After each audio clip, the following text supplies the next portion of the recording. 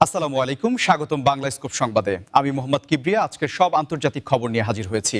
শুরুতেই জানিয়ে দিব সংবাদ শিরোনাম, তারপর বিস্তারিত। আমেরিকা কি পারবে ইসরায়েলকে বাঁচাতে?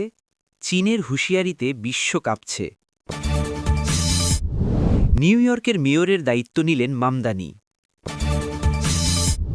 নতুন যুদ্ধবিমানে চেপে পশ্চিমাদের পুতিনের সতর্কতা। মার্কিন হামলার শিকার ইরানের ৩ পারমাণবিক স্থাপনা। কোথায় কী কাজে সেগুলো ব্যবহৃত হয়? ইতিহাসে যুক্তরাষ্ট্রের শুল্ক আরোপের মতো বাণিজ্য যুদ্ধ নতুন কিছু নয়। আসসালামু আলাইকুম, স্বাগতম জানাচ্ছি বাংলা স্কুপ সংবাদে। আমি মোহাম্মদ কিবরিয়া। এতক্ষণ শুনছিলেন সংবাদ শিরোনাম, এবার বিস্তারিত। মধ্যপ্রাচ্যের উত্তপ্ত ভূরাজনীতিতে বর্তমানে সবচেয়ে আলোচিত প্রশ্ন হয়ে দাঁড়িয়েছে যে আমেরিকা কি শেষ পর্যন্ত ইসরায়েলকে সমস্ত বিপদ থেকে রক্ষা করতে পারবে কিনা, বিশেষ করে যখন চীনের মতো পরাশক্তি সরাসরি হুঁশিয়ারি বার্তা দিচ্ছে। বর্তমান প্রেক্ষাপটে আমরা দেখছি যে বেইজিং কেবল অর্থনৈতিকভাবেই নয়, বরং কূটনৈতিকভাবেও বিশ্ব রাজনীতিতে নিজেদের প্রভাব জাহির করছে এবং মধ্যপ্রাচ্যের সংকটে তাদের অবস্থান বেশ শক্ত। চীন পরিষ্কারভাবে জানিয়েছে যে মধ্যপ্রাচ্যে যে কোনো ধরনের একতরফা সামরিক আধিপত্য এই অঞ্চলের স্থিতিশীলতাকে নষ্ট করতে পারে এবং তারা এই বিষয়ে বিশ্ববাসীকে সতর্ক থাকার আহ্বান জানিয়েছে। এই পরিস্থিতিতে আমেরিকার সামনে বড় চ্যালেঞ্জ হল তাদের দীর্ঘদিনের মিত্র ইসরায়েলকে সুরক্ষা দেওয়া এবং একই সাথে চীনের সাথে একটি বড় ধরনের স্নায়ুযুদ্ধে জড়িয়ে না পড়া। আপনারা যারা নিয়মিত আন্তর্জাতিক সংবাদের খোঁজ রাখেন তারা নিশ্চয়ই বুঝতে পারছেন যে এই সমীকরণটি কতটা জটিল। চীনের এই হুঁশিয়ারি কেবল কথার কথা নয়, বরং এর পেছনে রয়েছে তাদের ক্রমবর্ধমান সামরিক শক্তি এবং অর্থনৈতিক প্রভাব, যা সরাসরি মার্কিন স্বার্থে আঘাত হানতে পারে। বিশেষজ্ঞরা মনে করছেন, যদি আমেরিকা সরাসরি কোনো বড় সংঘাতে জড়িয়ে পড়ে তবে বিশ্ব অর্থনীতিতে এক ভয়াবহ ধস নামতে পারে এবং মুদ্রাস্ফীতি আকাশচুম্বী হতে পারে। এমতাবস্থায় ইসরায়েলের প্রতিরক্ষা ব্যবস্থা যেমন আয়রন ডোম বা অ্যারো সিস্টেমের কার্যকারিতা নিয়েও প্রশ্ন উঠছে, কারণ প্রযুক্তিগতভাবে চীন এবং তাদের মিত্ররা অনেক দূর এগিয়ে গিয়েছে। আপনারা আমাদের এই বিশ্লেষণটি ভালো লাগলে ভিডিওতে একটি লাইক দিতে পারেন এবং আপনার মূল্যবান মতামত কমেন্ট করে জানাতে পারেন যে আপনার কি মনে হয়, আসলেই কি চীন ও আমেরিকার এই দ্বৈরথ তৃতীয় বিশ্বযুদ্ধের দিকে মোড় নিচ্ছে?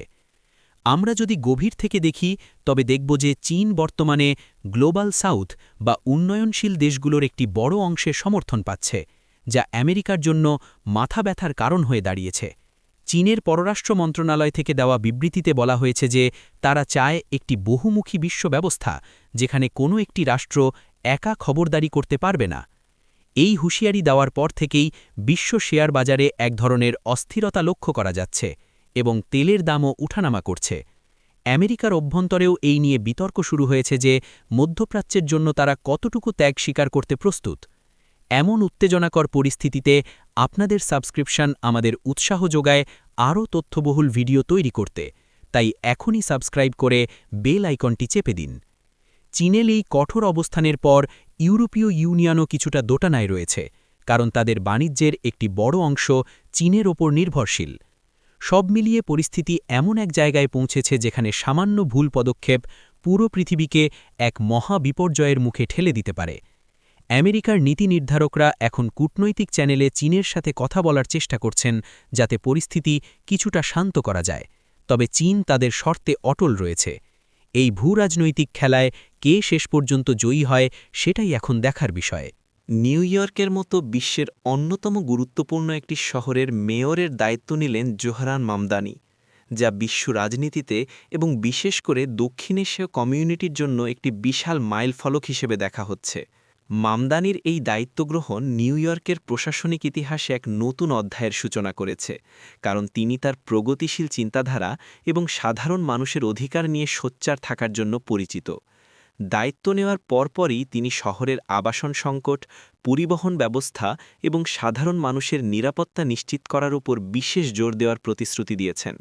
আপনারা যারা নিউ ইয়র্ক বা প্রবাসে বসবাস করেন তারা জানেন যে এই শহরটি কতটা বৈচিত্র্যময় এবং এখানে প্রশাসনিক পরিবর্তন পুরো আমেরিকার রাজনীতিতে প্রভাব ফেলে।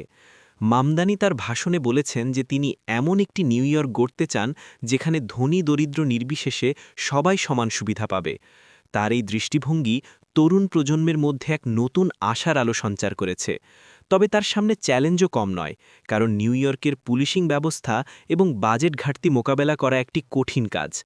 আমরা যদি তার রাজনৈতিক ক্যারিয়ারের দিকে তাকাই, তবে দেখব যে তিনি সবসময় তৃণমূল পর্যায়ের মানুষের সাথে কাজ করেছেন এবং তাদের সমস্যাগুলো তুলে ধরেছেন। আপনি যদি মনে করেন মামদানির এই জয় অন্য প্রবাসীদের জন্য অনুপ্রেরণা হবে, তবে ভিডিওটি শেয়ার করে অন্যদের দেখার সুযোগ করে দিন। নিউ ইয়র্কের মেয়র হিসেবে তিনি জলবায়ু পরিবর্তন এবং পরিবেশ রক্ষায় বড় ধরনের পদক্ষেপ নেওয়ার পরিকল্পনা করছেন, যার মধ্যে রয়েছে শহরের কার্বন নিঃসরণ কমানো এবং সবুজায়নের প্রকল্প। এছাড়া শহরের শিক্ষা ব্যবস্থায় বৈপ্লবিক পরিবর্তনের কথাও তিনি উল্লেখ করেছেন।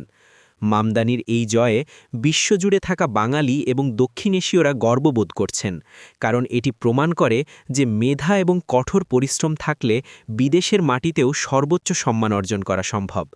তবে মেয়রের চেয়ারে বসে কেবল প্রতিশ্রুতি দিলেই হবে না, সেগুলোর বাস্তবায়নই হবে তার আসল পরীক্ষা।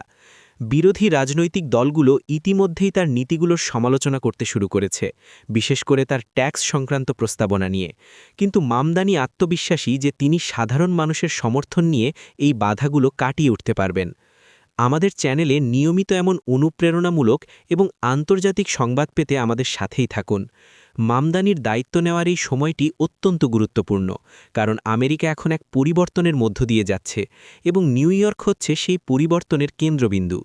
তার প্রতিটি পদক্ষেপ এখন বিশ্ব মিডিয়ার নজরে থাকবে এবং তিনি কিভাবে বিশ্বের এই রাজধানী শহরটি পরিচালনা করেন তার উপর নির্ভর করবে তার রাজনৈতিক ভবিষ্যৎ। রাশিয়ার প্রেসিডেন্ট ভ্লাদিমির পুতিন সম্প্রতি তার দেশের তৈরি অত্যাধুনিক একটি নতুন প্রজন্মের যুদ্ধবিমানে চেপে আকাশে ওড়েন এবং সেখান থেকেই পশ্চিমা দেশগুলোকে এক কড়া সতর্কবার্তা দিয়েছেন। পুতিনের এই পদক্ষেপটি কেবল একটি নিয়মিত মহড়া ছিল না, বরং এটি ছিল পশ্চিমাদের জন্য একটি কৌশলগত বার্তা যে রাশিয়ার সামরিক শক্তি এবং প্রযুক্তিগত সক্ষমতা আগের চেয়ে অনেক বেশি উন্নত। এই নতুন যুদ্ধবিমানটি রাডারের চোখ এড়াতে সক্ষম এবং এতে রয়েছে অত্যন্ত শক্তিশালী মিসাইল সিস্টেম, যা অনেক দূর থেকে নিখুঁতভাবে লক্ষ্যবস্তুতে আঘাত হানতে পারে। পুতিন যখন ককপিট থেকে বের হয়ে আসছিলেন, তখন তার চোখে মুখে এক ধরনের দৃঢ়তা লক্ষ্য করা গেছে, যা পুরো বিশ্বকে ভাবিয়ে তুলেছে। তিনি স্পষ্টভাবেই জানিয়েছেন যে রাশিয়ার নিরাপত্তা নিয়ে কোনো ধরনের আপোস করা হবে না এবং পশ্চিমা দেশগুলো যদি তাদের সীমানার কাছে সামরিক উপস্থিতি বাড়ায়, তবে তার ফল ভালো হবে না। আপনারা কি মনে করেন, পুতিনের এই ধরনের সরাসরি সতর্কতা যুদ্ধ পরিস্থিতিকে আরও উস্কে দিচ্ছে? আপনাদের মতামত অবশ্যই কমেন্টে জানাবেন। বর্তমান ভূরাজনীতিতে রাশিয়া এবং ন্যাটোর মধ্যকার উত্তেজনা যখন তুঙ্গে, তখন এই ধরনের সামরিক প্রদর্শনী খুবই তাৎপর্যপূর্ণ। এই যুদ্ধবিমানটি এমন সব ফিচারে সমৃদ্ধ যা বর্তমান বিশ্বের খুব কম দেশের কাছেই আছে। এটি হাইপারসোনিক গতিতে চলতে পারে, যা একে আকাশপথের এক অপ্রতিদ্বন্দ্বী শক্তিতে পরিণত করেছে। বিশেষজ্ঞরা বলছেন, পুতিন এই ফ্লাইটের মাধ্যমে দেখাতে চেয়েছেন যে তিনি কেবল একজন রাজনীতিবিদ নন, বরং একজন দক্ষ এবং সাহসী নেতা যিনি সরাসরি রণক্ষেত্রে নেতৃত্ব দিতে পারেন। যারা সামরিক প্রযুক্তি নিয়ে আগ্রহী তারা ভিডিওটি লাইক করে আমাদের সাথে যুক্ত থাকতে পারেন। পুতিনের এই আকাশযাত্রা এবং সরাসরি বার্তা প্রমাণ করে যে আগামী দিনগুলোতে আন্তর্জাতিক রাজনীতি আরও উত্তপ্ত হতে যাচ্ছে এবং শক্তির ভারসাম্য রক্ষায় প্রতিটি রাষ্ট্রই এখন তাদের সর্বোচ্চ চেষ্টা চালিয়ে যাচ্ছে। সম্প্রতি আন্তর্জাতিক সংবাদ মাধ্যমে খবর ছড়িয়েছে যে মার্কিন হামলায় ইরানের ৩টি পারমাণবিক স্থাপনা ক্ষতিগ্রস্ত হয়েছে, যা নিয়ে সারা বিশ্বে উদ্বেগ তৈরি হয়েছে। এই ৩টি স্থাপনা ইরানের পারমাণবিক কর্মসূচির জন্য অত্যন্ত গুরুত্বপূর্ণ ছিল এবং এগুলো কৌশলগতভাবে ভিন্ন ভিন্ন স্থানে অবস্থিত। প্রথমটি হল নাতাঞ্জ পারমাণবিক কেন্দ্র, যা ইরানের প্রধান ইউরেনিয়াম সমৃদ্ধকরণ কেন্দ্র হিসাবে পরিচিত। এখানে শত শত সেন্ট্রিফিউজ রয়েছে, যা পরমাণু জ্বালানি তৈরির কাজে ব্যবহৃত হয়। দ্বিতীয় স্থাপনাটি হল ফোর্দো, যা মাটির অনেক গভীরে একটি পাহাড়ের নিচে অবস্থিত। এর অবস্থান এমনভাবে করা হয়েছে যাতে সাধারণ বিমান হামলা থেকে এটি রক্ষা পায় এবং এখানে উচ্চ পর্যায়ের সমৃদ্ধকরণ কাজ চালানো হয় বলে ধারণা করা হয়। আর তৃতীয়টি হল ইস্পাহান ইউরেনিয়াম কনভার্সন ফ্যাসিলিটি, যেখানে পারমাণবিক জ্বালানি চক্রের বিভিন্ন রাসায়নিক প্রক্রিয়া সম্পন্ন করা হয়। এই হামলার খবর ছড়িয়ে পড়ার পর থেকেই ইরান কঠোর হুঁশিয়ারি দিয়েছে এবং তারা এই কাজকে আন্তর্জাতিক আইনের লঙ্ঘন বলে বর্ণনা করেছে। আপনারা যদি মনে করেন এই ধরনের হামলা মধ্যপ্রাচ্যে এক বড় যুদ্ধের সূচনা করতে পারে, তবে ভিডিওটি শেয়ার করুন এবং আপনার মন্তব্য জানান। এই স্থাপনাগুলো ইরানের জন্য কেবল বৈজ্ঞানিক গবেষণাগার নয়, বরং তাদের জাতীয় শক্তির প্রতীক।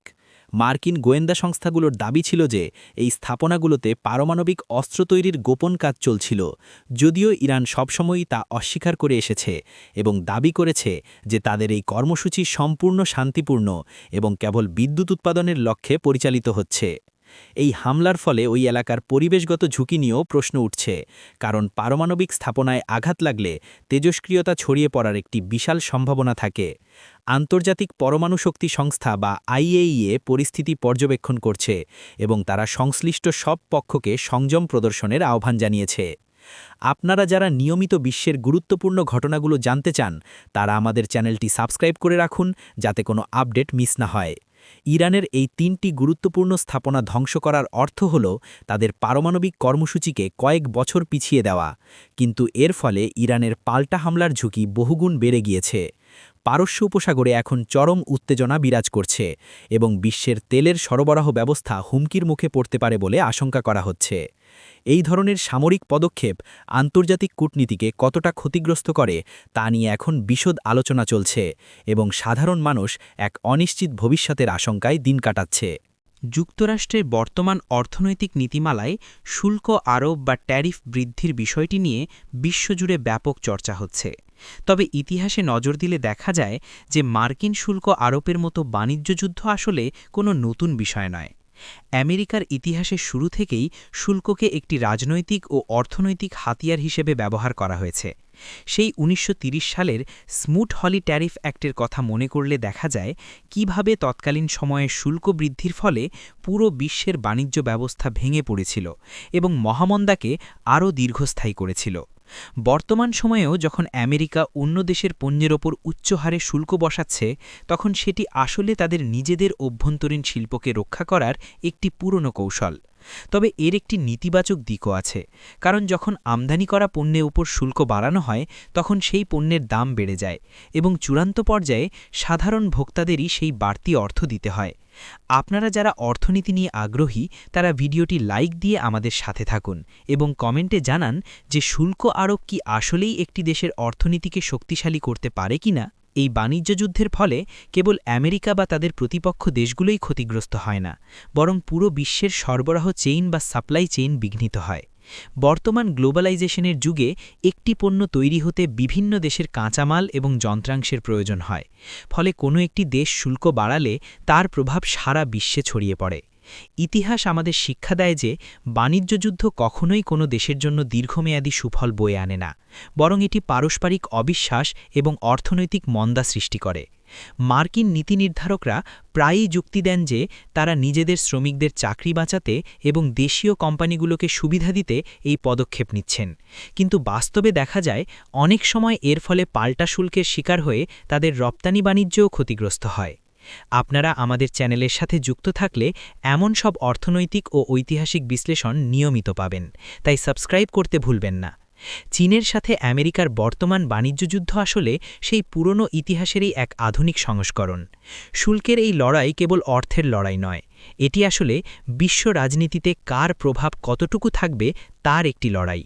বিনিয়োগকারীরা এখন বেশ সতর্ক অবস্থায় রয়েছেন এবং তারা দেখছেন যে পরবর্তী পদক্ষেপে বিশ্ব অর্থনীতি কোন দিকে মোড় নেয়। ইতিহাসের এই পুনরাবৃত্তি আমাদের মনে করিয়ে দেয় যে অর্থনৈতিক স্বার্থ রক্ষায় বড় শক্তিগুলো সবসময়ই কঠোর সিদ্ধান্ত নেয়, যার প্রভাব সাধারণ মানুষের জীবনযাত্রার উপর সরাসরি পড়ে।